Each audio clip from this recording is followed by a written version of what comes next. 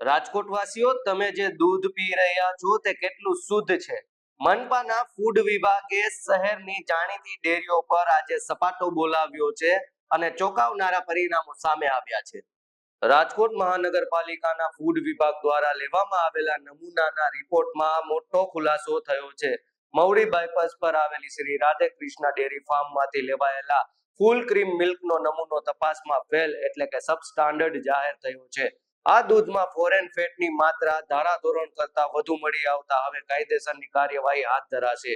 એટલું જ નહીં, ફૂડ વિભાગની ટીમે આજે સાધુ વાસવાણી રોડ પર અને યુનિવર્સિટી રોડ પર ધામા નાખ્યા હતા. FSW વાન સાથે નીકળેલી ટીમે કુલ 23 ધંધાર્થીઓને ત્યાં ચેકિંગ કર્યું, જેમાંથી કૃષ્ણા પાણીપુરી, દેવ પાણીપુરી અને ગાત્રા ટી સ્ટોલ લાયસન્સ બાબતે કડક સૂચના આપવામાં આવી છે. આરોગ્ય સાથે ચેડા રોકવા માટે ફૂડ વિભાગે આજે વાવડી અને રૈયા રોડ વિસ્તારની મધુવન ડેરી, ઉમિયા ડેરી અને જય દ્વારિકાધીશ ડેરી માંથી દૂધના નમૂના લઈ લેબોરેટરીમાં મોકલ્યા છે. ખાદ્ય ચીજ વસ્તુઓમાં ભેળસેળ કરનારાઓ સામે મનપાએ લાલ આંખ કરી છે. તમારી આસપાસ પણ જો આવી શંકાસ્પદ પ્રવૃત્તિઓ જણાય તો તંત્રનો સંપર્ક અચૂક કરવો.